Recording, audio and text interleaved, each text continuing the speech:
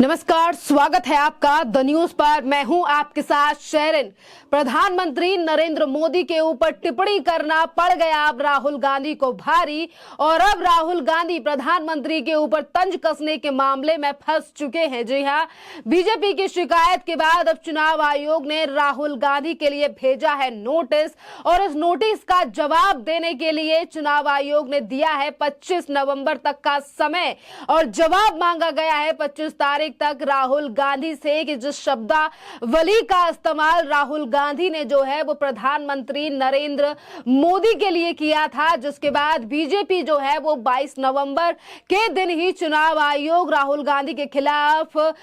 जो है शिकायत दर्ज कराकर आई थी, और अब चुनाव आयोग ने राहुल गांधी के लिए इस पूरे मामले पर नोटिस भेज दिया है। दरअसल राजस्थान में चल रहे विधानसभा चुनाव के दौरान, यानी कि जो वोटिंग होने वाली है, इसी चुनाव के लिए जनसभा कर रहे राहुल गांधी ने प्रधानमंत्री नरेंद्र मोदी का नाम ना लेकर ही तंज कसते हुए कहा, जेब कतरे और पनौती जैसे शब्दों का इस्तेमाल जो है वो राहुल गांधी ने प्रधानमंत्री नरेंद्र मोदी को लेकर किया था, जिसके बाद भारतीय जनता पार्टी ने जो है वो राहुल गांधी पर निशाना साधते हुए कई बातें कही थी कि राहुल गांधी को राजनीति की मर्यादा नहीं पार करनी चाहिए, और राहुल गांधी को इस तरीके के शब्द जो हैं वो प्रधानमंत्री नरेंद्र मोदी के लिए इस्तेमाल नहीं करने चाहिए। आपके लिए बता दें कि राहुल गांधी हमेशा ही अपने इस तरीके के बयानों को लेकर जो है वो फंस जाते हैं, और अब राहुल गांधी की इस पूरे मामले पर भी मुश्किलें खड़ी हो चुकी हैं।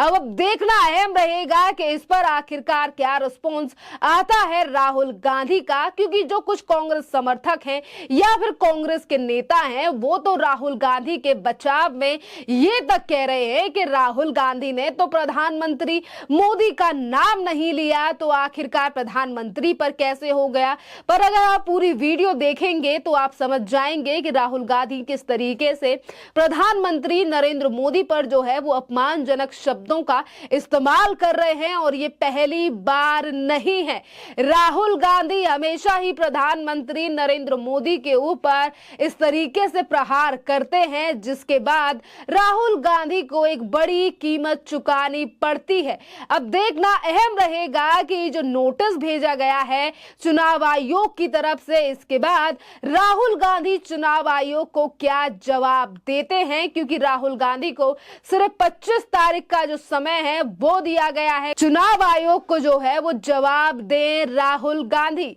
अभी तो चुनाव आयोग तक ये मामला पहुंचा है, और उससे पहले जब 2018 में राहुल गांधी ने प्रधानमंत्री नरेंद्र मोदी या फिर उनके सरनेम यानी कि मोदी सरनेम को लेकर जो राहुल गांधी ने निशाना साधा था और तंज कसा था देश के प्रधानमंत्री नरेंद्र मोदी के ऊपर, और कहा था कि आखिरकार ये सारे चोर जो हैं उनका सरनेम मोदी ही क्यों होता है, जिस पर नीरव मोदी को ऐड करते हुए जो है वो राहुल गांधी ने प्रधानमंत्री नरेंद्र मोदी पर तंज कसा था, जिसके बाद राहुल गांधी की मुश्किलें काफी ज्यादा खड़ी हुई थी, क्योंकि बीजेपी के ही नेता ने राहुल गांधी के खिलाफ शिकायत दर्ज कराई थी, मामला दर्ज कराया था, जिसके बाद राहुल गांधी की सदस्यता तक बात आ चुकी थी। अब राहुल गांधी की सदस्यता जो है वो उन्हें वापस मिल चुकी है लोकसभा की, पर अब ये चुनाव आयोग से जो नोटिस आया है राहुल गांधी को, इस पर क्या जवाब देंगे राहुल गांधी। जिस तरीके से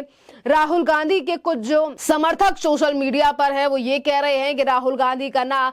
गांधी ने प्रधानमंत्री नरेंद्र मोदी का नाम नहीं लिया, और जिस समय पर प्रधानमंत्री नरेंद्र मोदी ने राहुल गांधी के एक बयान का पलटवार करते हुए जब राहुल गांधी को जवाब दिया था, तो उस पर कांग्रेस का कहना था राहुल गांधी को प्रधानमंत्री ने मूर्खों का सरदार कहा है। यानी कि जब बात राहुल गांधी पर आती है तो सीधा प्रधानमंत्री नरेंद्र मोदी को घेरने के लिए कांग्रेस के जो नेता हैं वो सामने आ जाते हैं और कहते हैं कि राहुल गांधी की छवि को खराब करने के लिए जो है वो बीजेपी करोड़ों का पैसा लगा रही है, जो पीआर चलाए जा रहे हैं। पर आज अगर प्रधानमंत्री नरेंद्र मोदी के ऊपर इस तरीके की शब्दावली का इस्तेमाल किया जा रहा है, तो यही तमाम जो लोग हैं वो राहुल गांधी के बचाव में आ रहे हैं। खैर देखिए, अगर हम चुनाव आयोग की बात करें तो चुनाव आयोग जो है वो चलता है संविधान के हिसाब से, और अगर नोटिस भेजा गया है तो इस बात का जवाब जो है वो भी राहुल गांधी के लिए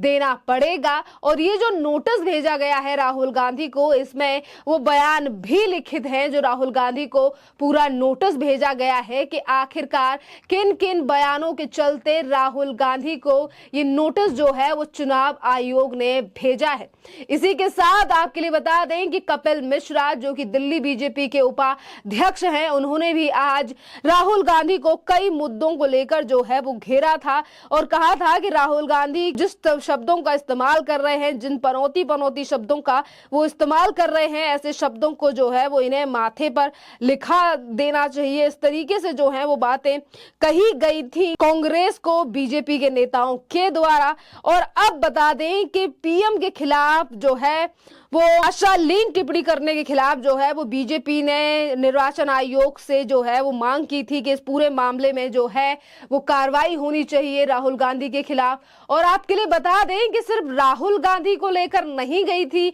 या राहुल गांधी के मामले को लेकर नहीं गई थी बीजेपी चुनाव आयोग। इसी बीच कांग्रेस के अध्यक्ष, जी हाँ, मल्लिकार्जुन खड़गे के ऊपर भी शिकायत जो है वो बीजेपी ने दर्ज कराई थी, क्योंकि कई ऐसे बयान जो हैं वो मल्लिकार्जुन खड़गे के भी हैं प्रधानमंत्री नरेंद्र मोदी को लेकर कही गई थी, जिनको लेकर अब लगातार मुश्किलें जो हैं वो बढ़ती हुई नजर आ रही हैं राहुल गांधी की। क्योंकि देखिए, जिन लोकसभा चुनावों की तैयारी में राहुल गांधी जुटे हुए हैं और जिन 3 राज्यों में वो लगातार जनसभा रैलियां कर रहे हैं, चुनाव आयोग की तरफ से जो नोटिस दिया गया है, इसके बाद जो है वो राहुल गांधी के प्रचार पर रोक भी लग सकती है। और वहीं 2024 के लोकसभा चुनाव से पहले भी कई समस्याएं जो हैं वो उत्पन्न हो सकती हैं। क्योंकि देखिए, एक तरफ जो है वो चुनाव आयोग की तरफ से नोटिस दिया गया है और कई बार ऐसे मामले भी हैं जिस पर देखिए, एक तरफ जो अभी कुछ दिन पहले मामले की सुनवाई हुई थी मोदी सरनेम पर,